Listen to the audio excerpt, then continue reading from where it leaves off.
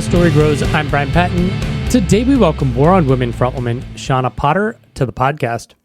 War on Women recently released a new single, Precious Problem, and have a new record on the way in 2026, their first with Smart Punk Records. Shawna talks about discovering punk rock and making a space for herself in the scene, her journey to political activism, the social and political climate surrounding the release of Wonderful Hell, how she was able to write the upcoming album, and a lot more. It was an absolute delight getting to talk to Shawna, and I hope everyone enjoys this interview. Thanks much for checking out this episode of As the Story Grows. If this is your first time listening to the podcast, welcome. Stoked to have you here. If you like what you hear and want to know more or be more involved with the podcast, you can join our Discord server, our mailing list, or come hang out and support the show financially at our Patreon page. Links for all of those are in the show notes or at asthestorygrows.com. And if you just want to hear more episodes like this one, subscribe to the podcast on your podcast platform of choice. Enjoy today's conversation with Shawna Potter from War on Women.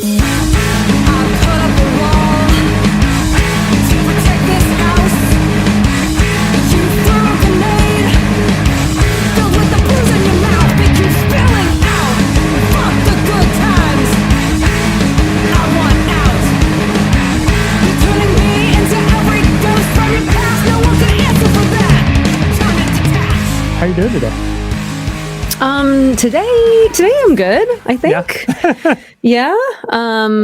We're recording this the Monday after Thanksgiving, and I did not feel like I had an actual Thanksgiving break. No. So today I had a long morning of just drinking coffee with my dog in my lap, reading a book, kind of trying to capture a couple hours of true leisure without feeling guilty for not doing something more productive, which is really hard for me. So it was a nice morning, and now I'm like, okay, let's get back to real life, I guess. Yeah. I think that's just a societal thing where it's like you need to take time for yourself and relax. But if you're not productive, it's like you wasted a whole day, and it's like, am I supposed to fucking relax or be productive? I can't Yeah, and obviously, if I felt confident in my bank account, I don't think I would feel as guilty or weird or anxious, but I don't. So there's always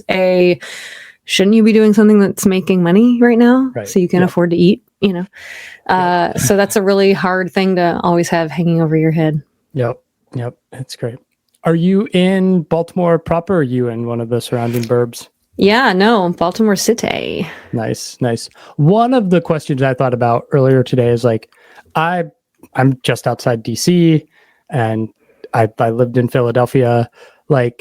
I don't hear a lot about gentrification in Baltimore the same way I do in New York or DC or Philadelphia. Is that something you have experienced or seen in Baltimore, or is that just, I don't know, something about the blue collar nature of Baltimore where it's they don't give a fuck about hipsters and craft breweries? I'm certainly not an expert in this, but it is definitely a thing that happens in Baltimore. Okay. My initial knee-jerk thought to the idea that you don't hear about it as much is maybe there's just not quite as much money involved as there might be in Philly, New York, or DC. But it does happen, and it is a concern. And I also think people have, an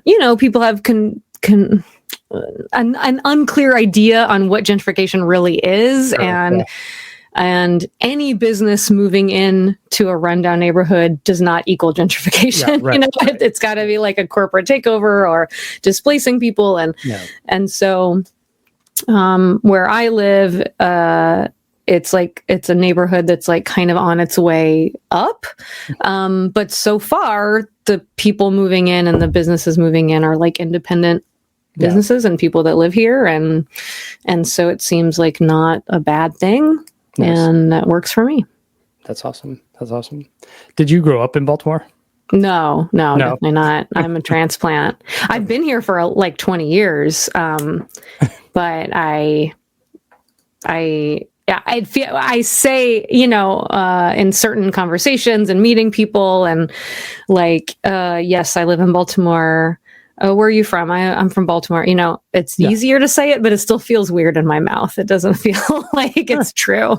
Yeah. What was growing up like? It was a lot of travel. It was transient. Okay. A lot of moving around. So never really had many roots.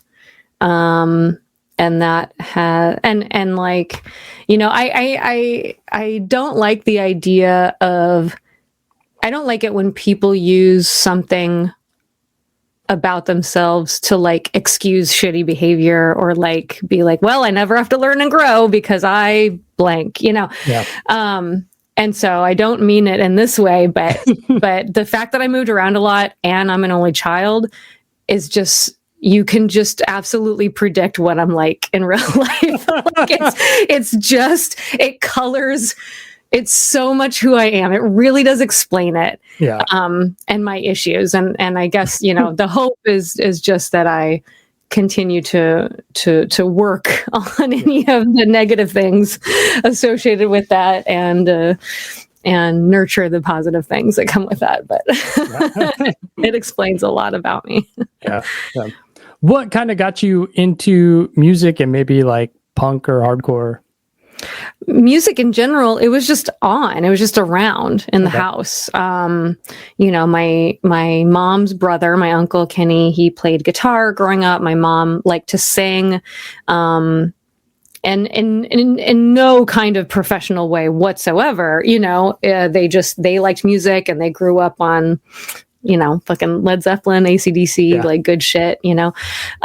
So. Yeah, they were just fans of music. And then I grew up, I was born in the 80s and I was born the same year as MTV.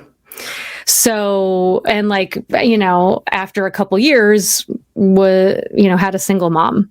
So MTV was just on and it often served as like a babysitter or a way to like placate me while my mom had other shit to do, and so music was just ever present, and there were so many amazing like pop superstars in the 80s that it's like music was just good, and then I think as far as getting into punk, and I've told the story before how like the first time I heard Bikini Kill, I was like, what the fuck is this? And I was not ready for it. Like, I didn't get it. I was too young. I didn't understand it. And then like a year or two later, I was like, I should try that again. Like, let me see what they're up to. What is this? And then it like clicked, right? But it's hard for me to remember if the first like punk record I really got into was Bikini Kill or Hole. Live Through This, which I know people would be like, that's not punk. I know, but the ethos of it, right? Like the vibe, the fuck you, I'll do what I want vibe to me is punk. Or was it Nevermind the Bullocks? Like I feel like that came later. When I was like, oh, there's this whole history actually to punk, and maybe there's more than just what's out there now. But I would say like Bikini Kill and Hole, and I mean they would hate that I was saying that in the same breath. I think, but that's what was around at the time. Having read Kathleen Hanna's book, I don't think Bikini Kill and Hole in the same. I know. No spoilers. It's still on my to read list. But one can assume. one can assume. Yeah. Did you find yourself? I don't know. Once you kind of get into the music, did you find yourself attracted to punk because it felt like maybe a community where the transient nature of growing up, you didn't feel like you had that, or because you were, a teenage girl at the time or a young girl at the time, like you still didn't have a place there because, I mean, the scene, especially then, was it wants to tout itself as being accepting of all, but but it's not. Teenage girls don't have a place in the world, Right. No, I don't think I was like seeking community in a family because I didn't have one, not that dramatic at all. I was actually just kind of used to, I was and still am very social and have a ton of social skills and love socializing and hanging out and partying. And then I'm perfectly happy to like be by myself at home and read a book. Right. And so, I wasn't desperate for like that kind of community. It actually felt at the time like very outsidery, because I guess by then where I was living was Houston and then Nashville. And, like it's not like there was a ton of punks and it was like really mainstream yet. Yeah. So it was still kind of, alternatine, to like not be into normie music or whatever was on the radio. And I say that, but it's funny now I have this memory of like, but they played Sonic Youth on the radio sometime. Like what a weird time where you could hear fucking awesome music on the rock station. And it wasn't all just remember AC/DC, which I feel like that's kind of all it is. Here's another Foghat song or whatever. Yeah. Anytime I turn on the radio and the rock station, it's like, here's the same Green Day song from 20 years ago. And it's like, okay, I liked it then, but like, it's interesting. Right. Let's jump ahead to War on Women and talk to me about the formation of this band and your involvement. If people want to read how we started, like they can read that somewhere. We've been around a minute. Yeah. And Brooks, the other, one of the guitar players, Brooks and I were in a band before this one. It fizzled out and we were like, let's start a new band. And we could kind of like decide what we wanted it to be. Because we were deciding to start another band. And that's different. Sometimes you're just like, hey, we're playing music and we're figuring it out. And I guess our songs sound like this. And, and it's a very like natural thing. And we had kind of already done that. And this band was more like, okay, what do we want to do? Let's set out to do that. So just a, different approach from other bands I've been in. And we just wanted a heavy punk feminist band. And so that's what we've been trying to do. Was that always your bent to be political and feminist forward, or was No, it was I was very apolitical, and for a long time in my youth was just like, they don't give a fuck about me, why should I give a fuck about them, sort of thing, as far as politics, not people, politics, and politicians. And until I turned 18, I was like, well, I can't vote. So why do I need to learn about any of this? Yeah. Right. And then I turned 18 and I was like, oh, but I still don't want to learn about any of this. Maybe that was just an excuse, convenient excuse. So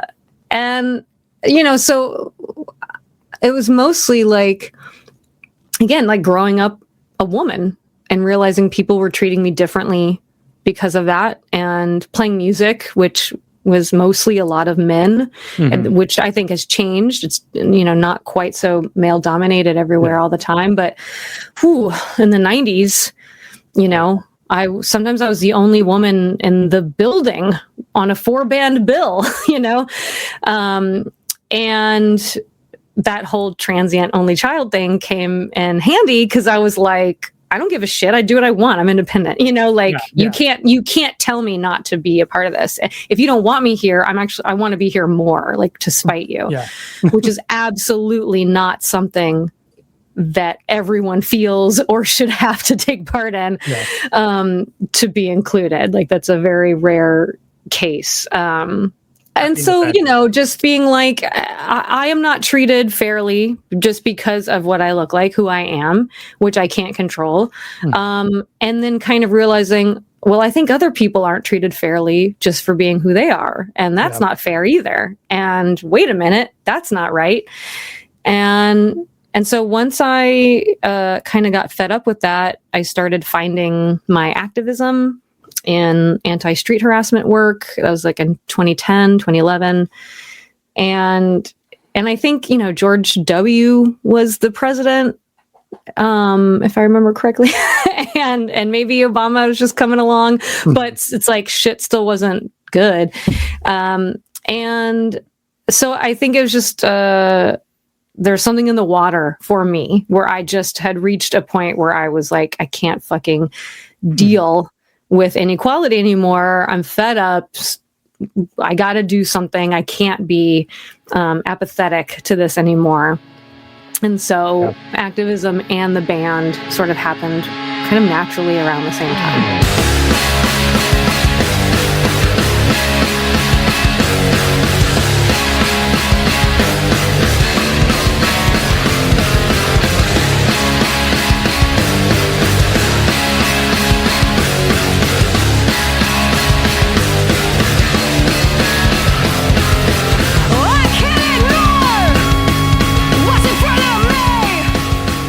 I want to ask about Wonderful Hell and that experience of releasing that record during lockdowns, the pandemic, right on the precipice of an election. And, I mean, the way the industry works, all those songs were written and done in the lead up to that. But, that summer was tumultuous with all the Black Lives Matter protests. Like, how was that experience of like prepping and trying to release that record and just like what you wanted to say and what was such a fucking heavy time? Like, the wild thing is all those songs were written before March of 2020. Yeah. Like, we were in the studio recording in March of 2020, like finishing up recording. And so, if we can put ourselves back there, like every week we didn't know what would happen. Yeah. Like, how long is this lasting? Are we going to get benefits? Like, I need food stamps, some people are going to work or is masking enough? Like, they're working on a vaccine, like unknown shit every single day. And just, and so add on to that, just being so completely frustrated that you have this like finished product that you want to share with the world. And the way you share it is like in person, and you just can't do that. And I guess at some point I just thought, I mean, if we're not going to be able to play these songs live, then I at least want people to be able to have these songs before Election Day. Yeah. Thinking, these songs have helped me like process everything about Trump and what's going on in the world. And maybe it'll help someone else if they can listen to it, but it just felt like a whimper, not a bang, it's like we couldn't do anything really. And it's just really, really frustrating.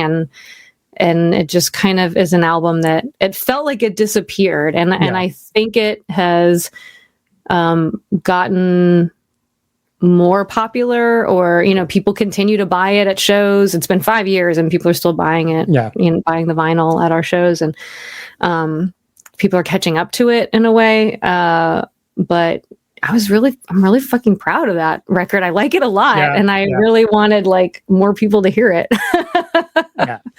It unfortunately, had a resurgence and for the message. It's slowly growing again. And hopefully if, we have a new record coming out in 2026. And if there's any interest in that, then hopefully there'll be a renewed interest in our previous stuff. Yeah. Yeah. Are there songs you've written or ideas expressed throughout the time of the band that like you play now and they still feel relevant and you're just like, fuck, I wish we would have moved past this? Or are you just like, you kind of know, like, we're never going to get past this. And this is, it's like all of them, sure. Like that's the plight of being a political band is if, things are technically getting worse in this country. I mean, so everything is still relevant. Trans rights, reproductive rights, songs about sexual assault, fascism, land back, the mass disappearing of women and girls in Juarez, Mexico, and other places. I mean, it just doesn't fucking end. And I'm even thinking of our song Anarcha, which is about a historical event, right? Of Anarcha was the name of an enslaved woman, a couple hundred years ago, that was experimented on by someone named Marion J. Sims, who is considered to be like the father of gynecology, modern gynecology. And he was only able to make any discoveries that now do help people because he experimented on these enslaved women, Anarcha being one of them. And, he's dead and gone. The benefits of his work remain. But the idea that people are expendable to other people, like, if you're a person in power, anyone that's not is expendable, and just a way to get to where you want to go, someone to step on your way to where you're going, like that hasn't gone away either, especially with oligarchs and billionaires and conglomerates and corporations shutting down unions. And it feels very like we might as well be working in coal mines. Like, what fucking year is this? Like, it's crazy. So, I'm very ready. I definitely have a joke that I say probably too often of like happy to end this band once the issues we sing about are no longer relevant. I would much rather trade actual, justice and equality, equity, healthcare, food, shelter, a chance at a life. I would much rather trade the band to have all that. Yeah. You mentioned a new record in 2026. You just put out this new single. It's with Smart Punk Records. What leads you off of Bridge 9 and to Smart Punk? I mean, honestly, we love Bridge 9. We just fulfilled our contract with them and thought we'd try something new. So absolutely all of our love to Bridge 9 and their support over the years and the people behind Bridge 9. We just wanted to, try something new and see what that might do for the band. Yeah. Yeah. That's cool. And so we're excited. I just want, for the record, we're excited to work with Smart Punk and to be like a shiny new thing for them. That feels good. So, looking forward to see how 2026 goes. Yeah. Outside of the new album, before we get there, what is the reasoning for the gap between records? I mean, it's been 5 years. It'll be oh my god, writer's block. Writer's block. Writer's block. With a healthy dash of like isolation and it taking a while to be able to promote Wonderful Hell, and then just not feeling inspired or creative in any way because of the pandemic. I know a lot of people that got a lot of shit done and wrote multiple records during that time and, finally had the time to relax and dedicate to their art. And my brain did not do that. My brain did not work that way. It was like survival mode. We cannot think about this. Like, you just have to we have to keep you alive every day. So very frustrating and ever present enough that one of the songs on the new album is kind of about that. And I had a really cool conversation as part of my Patreon. I have a Patreon and a podcast called But Her Lyrics. And as part of I know. Thank you for laughing. I feel like no one gets it. That's fucking good. I like it. No, but her lyrics. Yeah. But her lyrics. I think it's hilarious. Great. And everyone else is like, oh, okay, whatever. So thank you, Brian. Politics is my other perfect meld then. Yes. So anyway, I had a chat with a journalist friend of mine, and for my Patreon and for the podcast, and I was telling her about this and this writer's block, and like, let's discuss that, and then she was like, I'm not quoting her, but she said that that's actually very common in times of like, you know, when the quote unquote, when the world gets crazy, when things are really going down globally, that's usually when art gets surreal or abstract. Yeah. Right. There's less, less portraits or landscapes or still lifes being done, because to concentrate on something so tangible, so real is very difficult. And so art gets very abstract. And I was telling her, like, I felt like I had words to write down, but they were just like shapes floating around in my brain, and I couldn't grab them and get them to paper. And she was like, that makes perfect sense. So I wrote a song about that idea, and kind of the only thing that, I mean, honestly, I got 3 or 4 songs out of just taking a gummy at the right time and writing down whatever came out, and not self-editing before it hit the paper, you know, doing that afterwards, like when the gummy was gone, which is the order of events I recommend. Yes. Yeah, that's kind of how you should do it. But taking gummies allowed me to get rid of my self-doubt and my internal editor, so I could just let it pour out of me. And without which I honestly don't think I would have had a whole album in me. New album on the horizon in 2026. Are you excited for just a regular release an album, go on tour, kind of just like, yes, let's be out there and not like stuck this time around? Yes. I want to have a song come out and then go play a show and hand someone the vinyl right then and be like, the immediacy of it.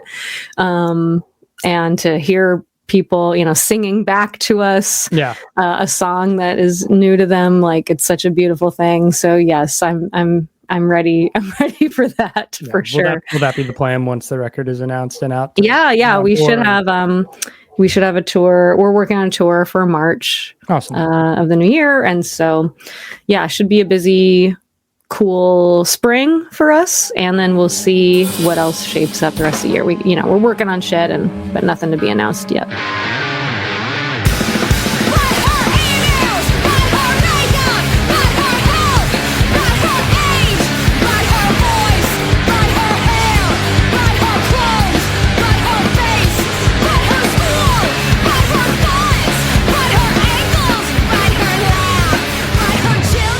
Try to buy physical media.